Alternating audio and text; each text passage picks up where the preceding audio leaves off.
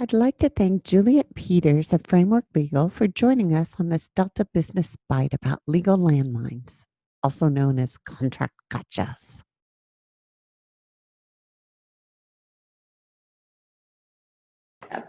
And Juliet, continuing along with that legal junk, here's another one that's really important in the business sale, and it's a non-compete. Okay. So this is what this is. So the whole area of non-compete is very interesting because you have to divide the world of non-compete into sort of two separate areas. One is with respect to the sale of business, and we'll talk about that in a minute. And the other is what most employers want to do, which is limit their employees' ability to compete with them for some amount of time.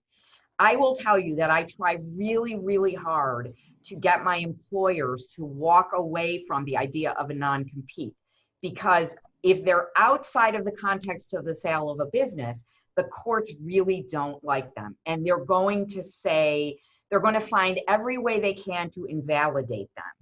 And what's really, really important, especially in Arizona, what's really important is, as a business owner, you should be able to have an agreement with your employees that is what I would call a play fair agreement.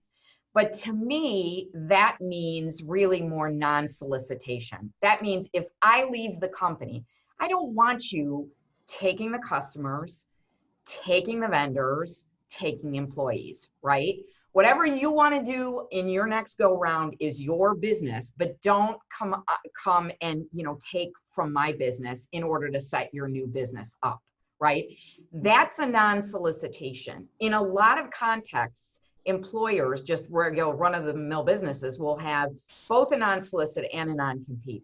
The problem is that non-compete infects that non-solicit. So if a court looks at it, they're going to say, hey, this non-solicit, it's just a non-compete in disguise. So if you have both of these things in an employee agreement, you're likely to lose on both of them. So I say, hey, just keep the non-solicit. Make sure they're not taking your confidential and proprietary information. Make sure they're not taking your customers, actual customers, not customers you've made up. And so that's on the non-business sales side.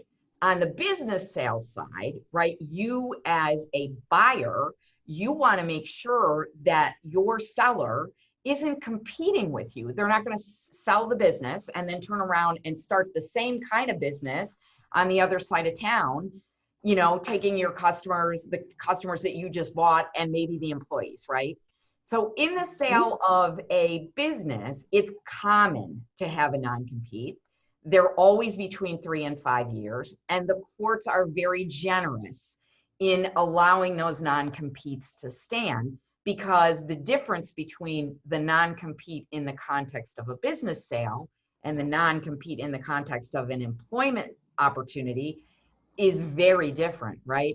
You are buying that business, and you are buying that person's inability to continue on and compete with you. There is money changing hands. In an employer perspective, it's not. And it's seen more as a restraint on a person's ability to work. That's not what it is in the business context. And in a business context, you would be foolhardy to buy a business and not ask for a pretty rich non-compete. And the courts will uphold them. They've got no problem with them in the sale of a business. They don't like them when it's restraining your a average person's ability to work.